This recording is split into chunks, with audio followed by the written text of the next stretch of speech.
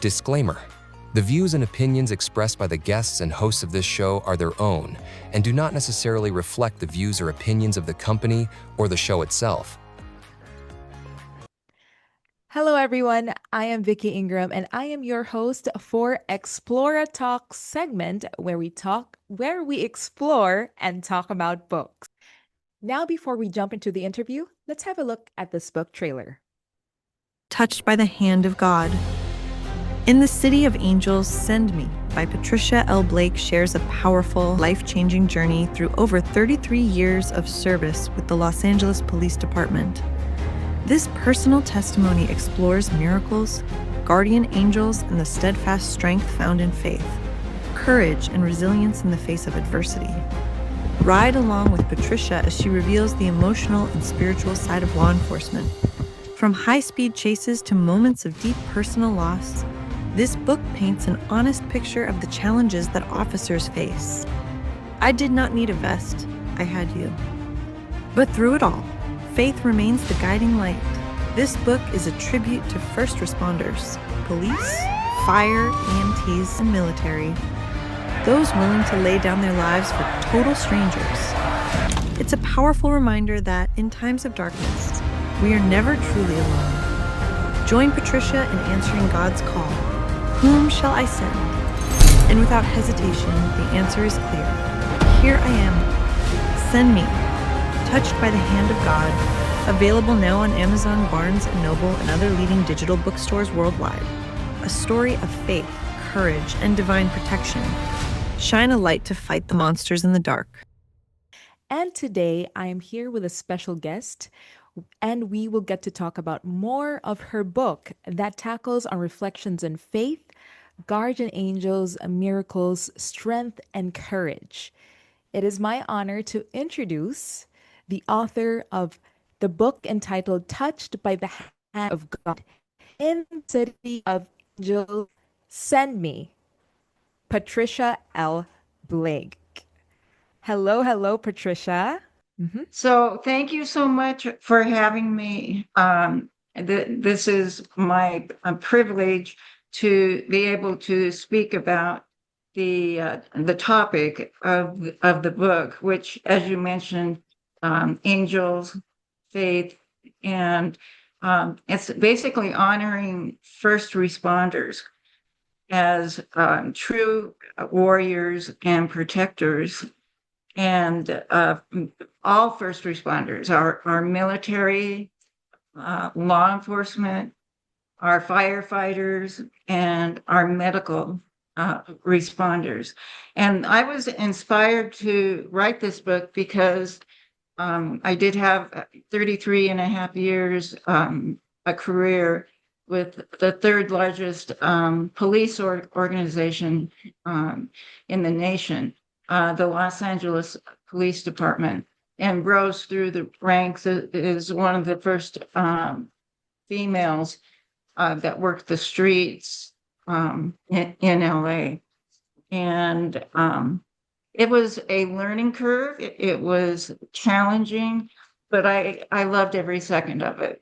So it does take some inner courage and doing the right thing. And I found with my experience that doing the right thing is not always the easiest choice to make. It's usually the most difficult, challenging choice to make for integrity in seeking justice and seeking the truth. Yes, So, that is correct. Yeah. And I'm sure yeah. you have examples of the same thing. Yes, definitely. And I went through the synopsis of your book, and I can really see that it really is a reflection and is based on your experiences working in the Los Angeles Police Department. Now, I'm really curious, Patricia, how did you decide which stories from your 33 years of LAPD career to include in your book? That's actually a fascinating question, and thank you for pointing that out. Of course.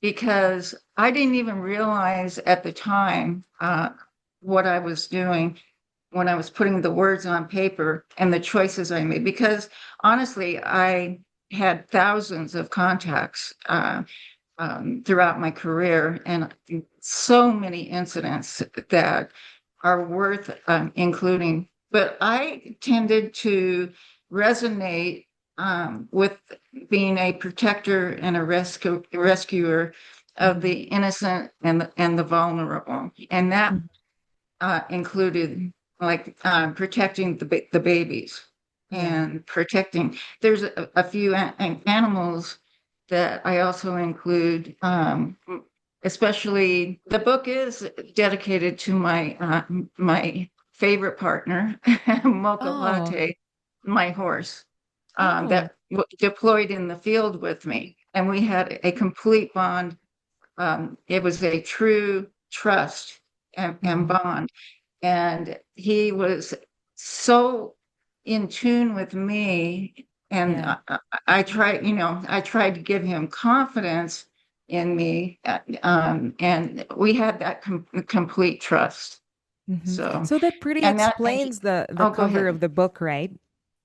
Like I I because was I just can going to see say, yes, Mocha, my partner, is on the front cover of the book. I'm going to hold, may I Yeah. hold it Yeah, up? sure. Yes, of Okay. course, for the viewers to Okay. see.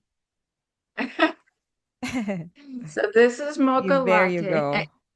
Yep. Is it You might want to bring it a little bit higher.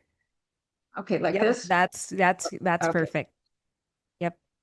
Okay. So this is Mocha Latte, and every picture I have of him, his ears are sideways because he's listening to what I'm asking him for, and he's Mm. always trying to figure out what stupid thing is she going to ask me to do this time. Yeah. So, That's really and sweet. and then on the back cover, this is a new edition, by the way, Mhm. and I am so impressed with my readers' feedback. The back of Mhm. the cover is so special to me. These reviewers took the time to write in um, and just target what the book's all about. Um, Exactly. and that and it's inspirational to Mhm. me, the Yeah. feedback. So, Yeah. so That is so amazing, Patricia. And I thank can only you. imagine with 33 years of experience in your career. I'm curious, was there a particular experience that felt like a true turning point in your faith and career at the same time? The one incident that stands out for me and resonates with me on a deep personal level is when my partner and I, John Vasquez, we worked together like true partners, and it was like precision. Uh, Whatever we did, we didn't have to talk about it really.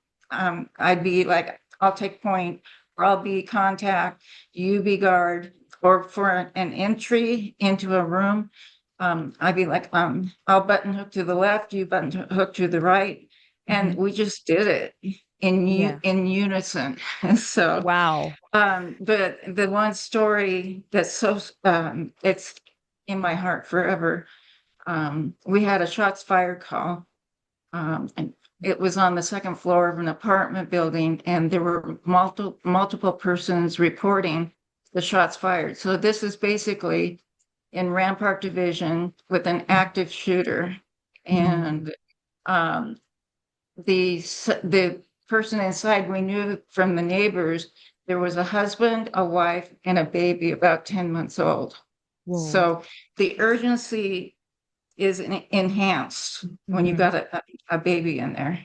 Yeah. But so when we kicked the door to get in the apartment, the suspect had barricaded the door with a heavy piece of furniture and armoire.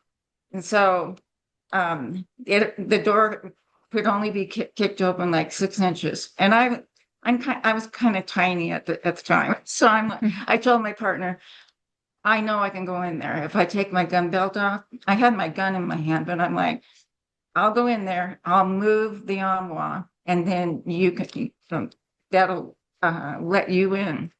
Mm-hmm. And he's like, the one thing I'll never forget, I'm sorry, It's all right.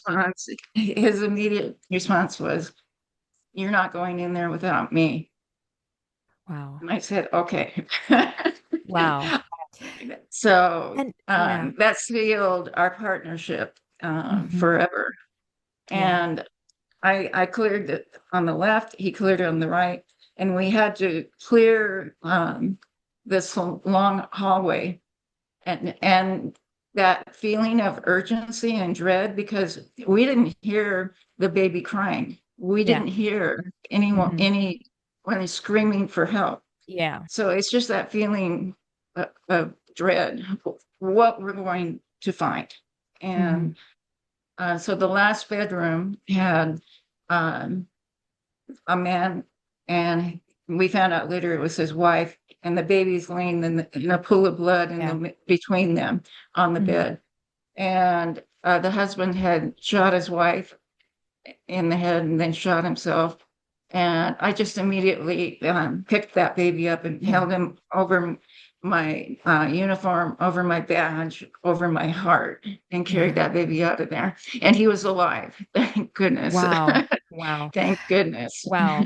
Now, I'm really, that's such like an interesting story, like being exposed as a being part of law enforcement. Um, you are always exposed and how do I say this? In intense situations. And I'm really curious, Patricia, with all these experiences that you've been through, um, I'm curious, how do you process it in a way that you come to a point that you write these stories in a way that is easily digestible by your readers, considering that some of these experiences can be, They're heavy. intense, right? Yeah. Some of the stories are very deep and Mm-hmm. disturbing and intense, but there's Yeah. also hope and joy and rescuing. You Mm. know, the Yeah. people in their darkest time of need, and it's truly a calling. That's why we come on the job. Is number one, to fight the evil and the monsters in the dark, and Mm. and number two, be there for those that need us. In like the World Trade Center, with the horrible Yeah. tragedy Yeah. in New York. Mm-hmm. All these poor, desperate people trying to get out of the burning towers, and Mm-hmm. the firemen were there, the police Yeah. were there. And you do this without, I don't want to say without fear, but you're so focused on what you need to do to save the person that needs help, and Yeah. what resources do I need to ask for, and how to make it, Happen. Yeah. safer. Yes, Yeah. and make it safer for the person that needs to be rescued. So Mm-hmm. you fall back on your training and your resources, and you really don't even think about being afraid. Great. Yeah. You know, Definitely. Yeah. So the way I'm getting what you're saying is there is really um the need to be there for others overpowers the fear, and you grab every resource and every ounce of strength that you have. Am I getting it right? To like, absolutely. yes. You're right on target. Mhm. And basically, I've learned from these experiences the power of divine intervention. And Correct. That is. I do touch on that in the book too. And that's a thread of consistency since childhood for me, my faith. And I believe that from the moment of birth, we are called, it's a calling. We're called to be rescuers and protectors.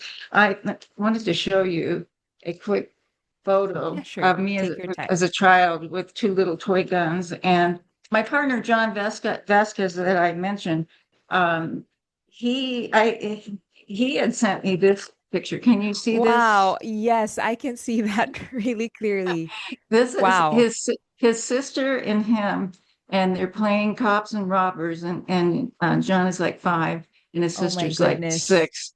That is precious. And then I'm like, It John, is.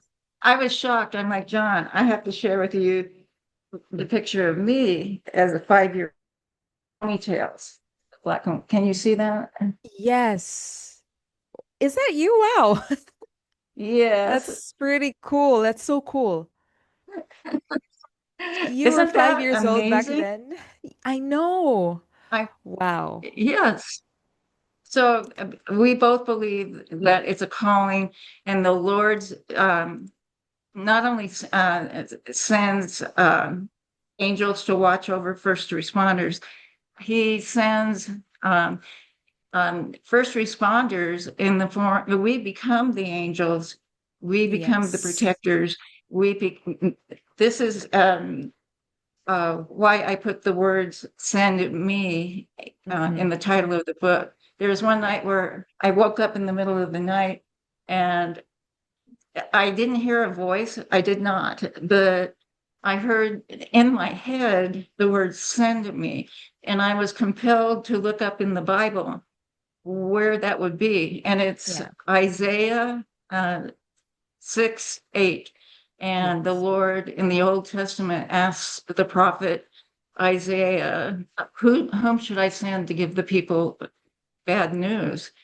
And Isaiah immediately responds, send me. So our first responders, we immediately don't even think about it. We say, Send me. send Wow. me into the Wow. danger, into the shots fired, you know. Mm-hmm. So Wow. That's hopefully the audience will find this a very compelling, powerful, uh, new, insightful, mm-hmm. for the perspective of what law enforcement's really about. It's a fresh perspective. I really agree. Like, even I myself find it really compelling and interesting because it really is a balance of service, strength, and also applying the faith while delivering that service to those in need. And I think that's very beautiful, and it's a good reminder for people in this modern generation to also have a look into themselves and reflect that as much as it's important that we have strength, it is also important that we find strength in our faith and in God. Yes. That Absolutely. Um, if you have that basis of faith, your inner faith, you have the courage to stand up. You have Mhm. the strength to stand up and help others without even thinking about it. It's almost like you just it's you go on autopilot with your Yeah. training and Mhm. to help others. That's Yes. the overriding drive and force. Yes. That urge, that instinct to be there to help those Mhm. that are desperate. Mhm. That is so amazing, Patricia. Now, I have another question. Let's try to look at it on a different angle, in a perspective that you are a woman in law enforcement. So, did you face any challenges as a woman in law enforcement, and how did you overcome them? I do touch on it in the book, but I did not at all want to make it about females Yes. on the Yes. job. It's not men against women. Yes. I wanted to be true partners. I wanted to prove myself that I have the ability to handle fluid situations, combative, aggressive Mm-hmm. suspects. Yes. And I think I did that. But Mm-hmm. of course, females were not embraced with open arms in 1983. So Mm-hmm. some of the men felt, you know, like we shouldn't be there. But Mm-hmm. I think that overall, the culture has changed and the Mm-hmm. environment has the Yeah. internal culture with Mm-hmm. the organization. And I think it's a better organization. Females and males come together and we Yes. make every situation, every incident. We have the training and the planning and the resources, Mhm. and the trust. You need your partner's trust. Definitely. I mean, one example is you and your partner, John Vasquez. You had an It amazing was John. It was Yeah. John. And he said, yes. Yeah. And I have to say, John is the most amazing advocate for females on the job. He was the first male vice president of the Los Angeles Police Women's Wow. Association. And that's huge. And Hmm. John made a huge difference with this organization. But I was blessed or fortunate enough to be he was my um, training officer at Rampart. And Hmm. my learning curve was so amazing. In Rampart, you have 5 radio calls in the Mm. queue every single second of every day, because you dispo a call, you get another one. So it's constant busy. So you learn Wow. Yeah. and for me, I gained the confidence and the awareness of the critical importance of the tactics, Hmm. and using the radio and broadcasting and pursuits. And I think that was the best division that I could have worked in, and the best partner. I totally agree. Like, basing on your stories, I think the both of you are really in tune with each other, even in the Yes, most intense situations.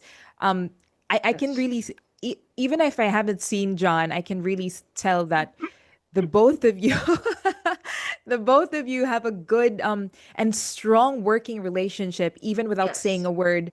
The exactly. other one knows what needs to be done for the other in times of need. Like, wow. And it's just amazing. And I think it's safe to say that John is God sent and you are God sent to be each other's partners.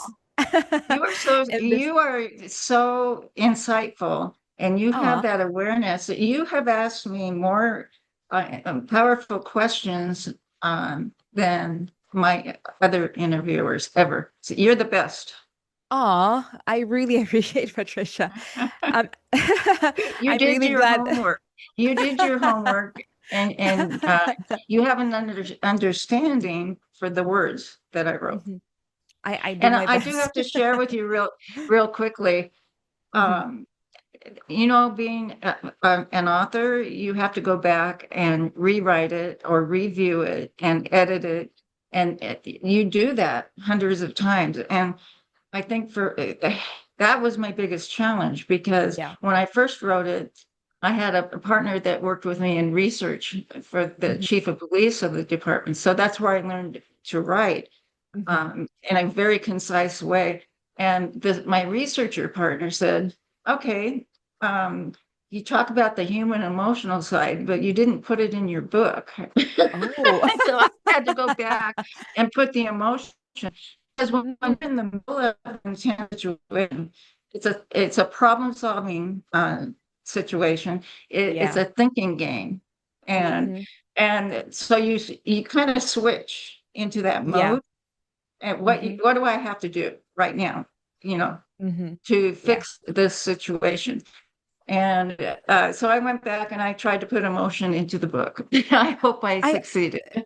Wow, that's so interesting because I was about to ask you, like, how do you balance, uh, the tug of war, I guess, between critical Mhm. thinking and emotions in these situations where you are compelled to act and think fast.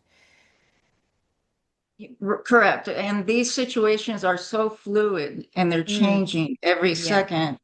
And as a supervisor, a leader, and I'm proud to say that I think that I was a trusted leader with my units.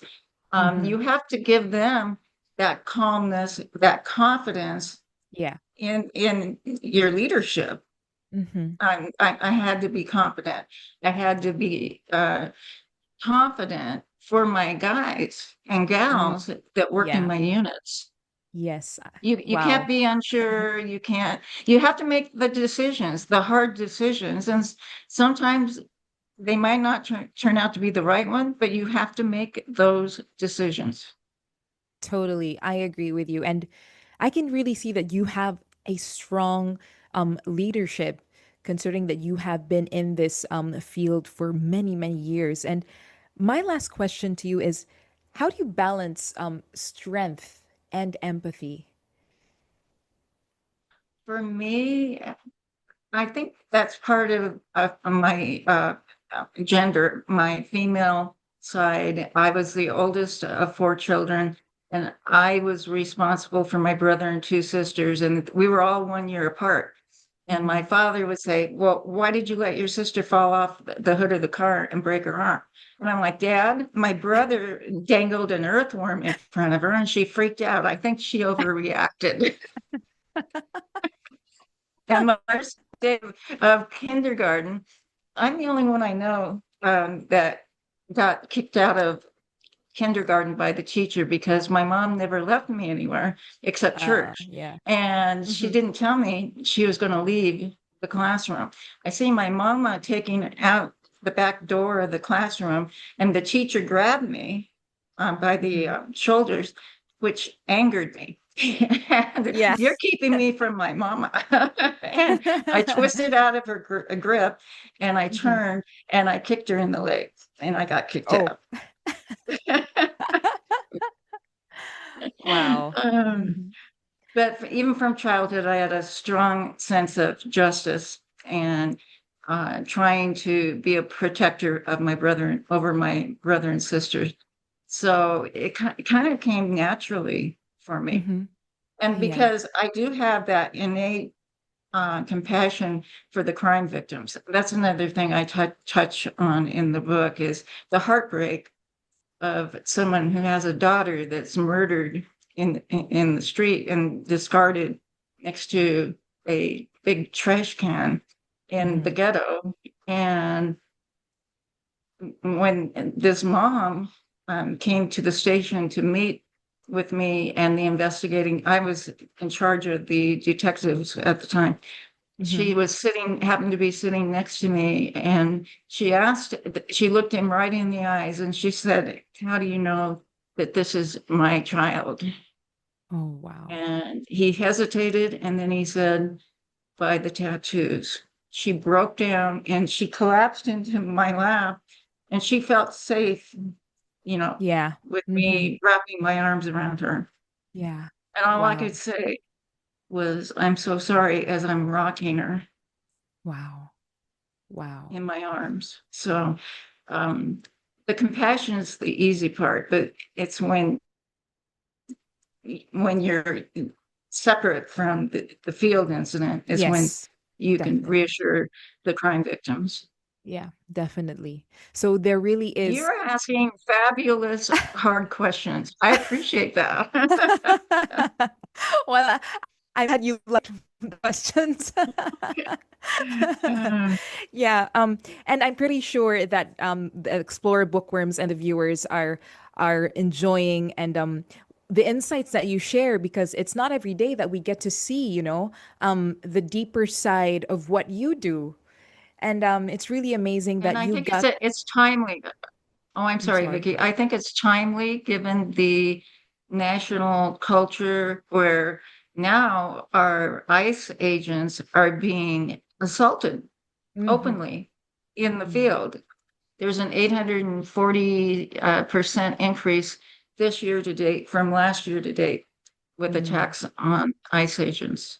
Yeah. And And I hope that this provides an awareness as to the emotional side because yes. we are human.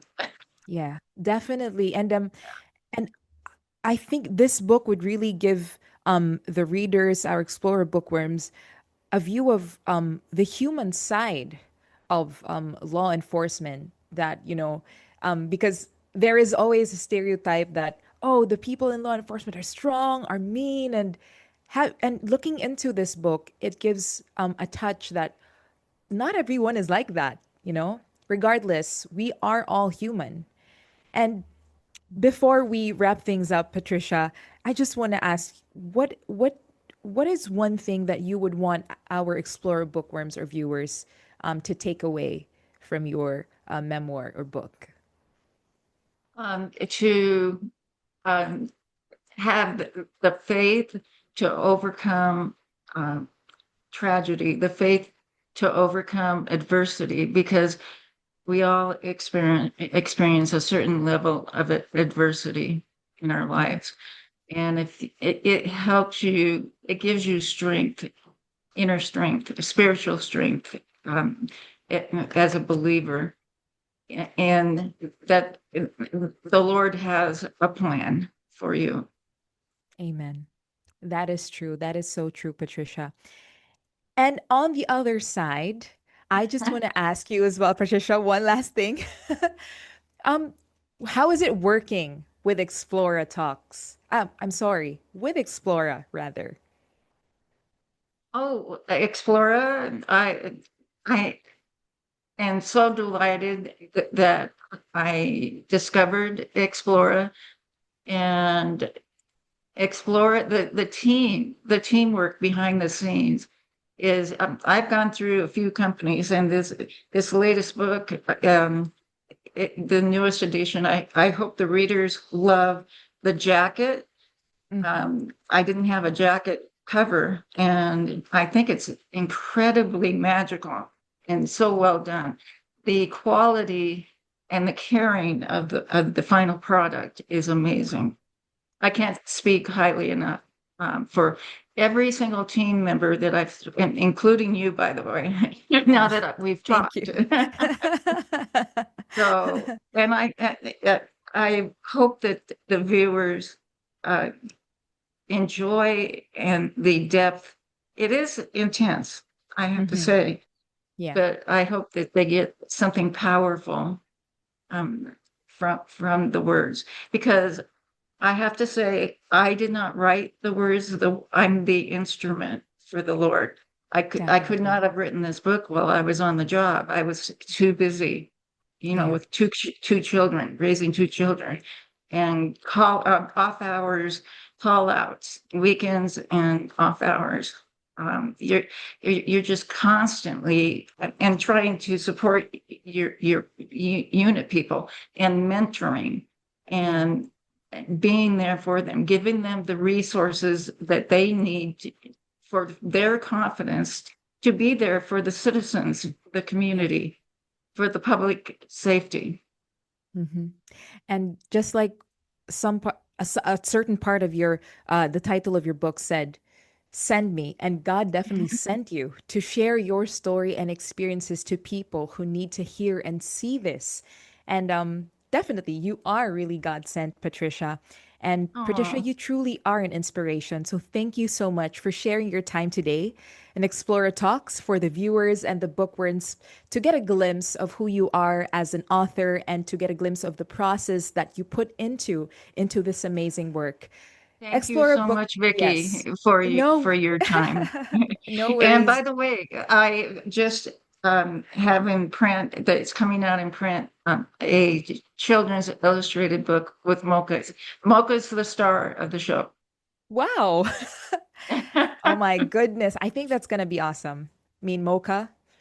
I mean, I really love the cover of your book that we're talking about now. How much more the children's book if I get to see the cover pretty soon. So, bookworms, watch out for that. So that's it I'm for sorry, I'm sorry, Vicky. I no interrupted worries. you. You're good. You're good. Thank you. So, yep. So that's it, bookworms. To our Explorer bookworms, there you have it, the amazing author of the book Touched by the Hand of God in the City of Angels. Send me, Patricia L. Blake. Patricia, thank you so much for your time. And of course, for viewers, don't forget to grab a copy of her book at Barnes& and Nobles, Amazon, and other digital bookstores worldwide. Once again, I am your host, Vicky, and that's it for Explora Talks, where we explore and talk about books.